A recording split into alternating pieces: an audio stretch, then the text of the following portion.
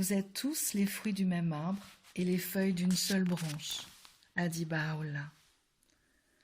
Dans ce moment de nouvelle émergence, j'ai envie d'évoquer avec vous ce phénomène qu'en biologie on nomme justement émergence. Vous savez, c'est quand des oiseaux volent tous ensemble dans une harmonie à couper le souffle. Ou alors ces bancs de poissons qui, à la même nanoseconde, tous ensemble, changent de direction, offrant de nouveaux reflets. Eh bien, premièrement, on a observé qu'il n'y avait pas de leader. Ensuite, que l'émergence apparaît spontanément de la dynamique de ces individus ensemble et elle n'appartient pas à un agent qui contrôle l'organisation individuelle. On parle alors de dynamique locale dans le monde animal. Et ce phénomène plein d'harmonie, de beauté, nous amène à nous questionner sur la grande sagesse que le livre de la nature nous offre, là encore. Imaginons, qu'en serait-il d'une humanité reliée à sa sagesse, car consciente de l'unité qu'elle est, et donc riche de chacun de ses membres uniques et spécifiques?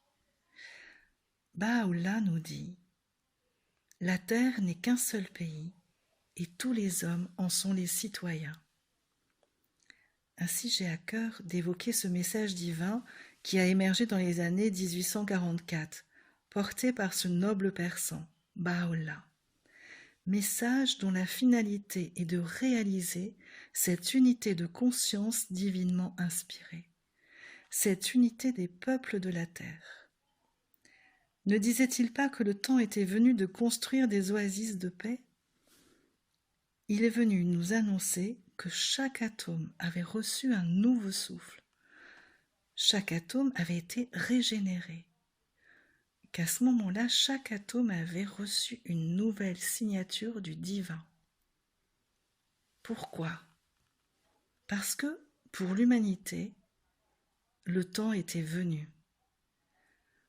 Donc, est-ce qu'on s'attend au pire pour notre humanité, ou alors est-ce qu'on ose découvrir le message de cette nouvelle ère dont tous les signes sont là ? Il est sûrement temps de s'y orienter et de questionner ceux qui vivent déjà ce message qui permet de révéler l'homme dans le meilleur de ce pourquoi il a été créé.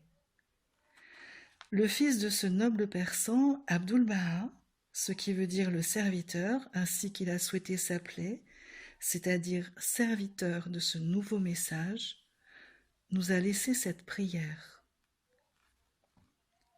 Ô toi, Dieu de bonté, tu as fait descendre toute l'humanité du seul et même couple originel. Tu as voulu que tous les êtres fussent de la même famille.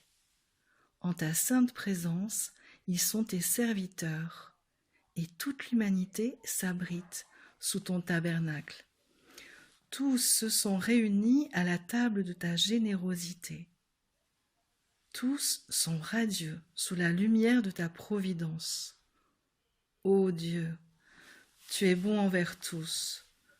Tu as pourvu chacun, tu abrites chacun, à tous tu confères la vie.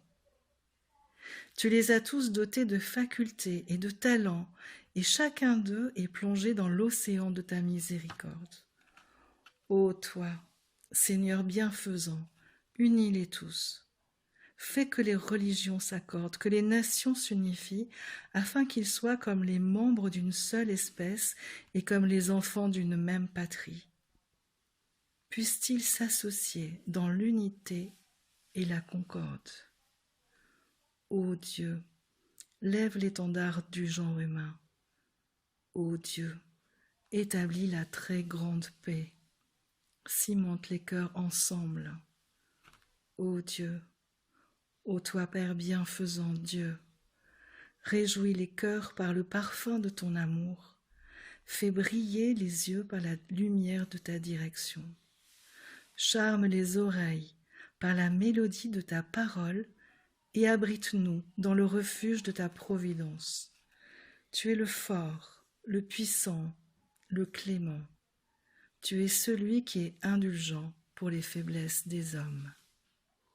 Abdul-Baha.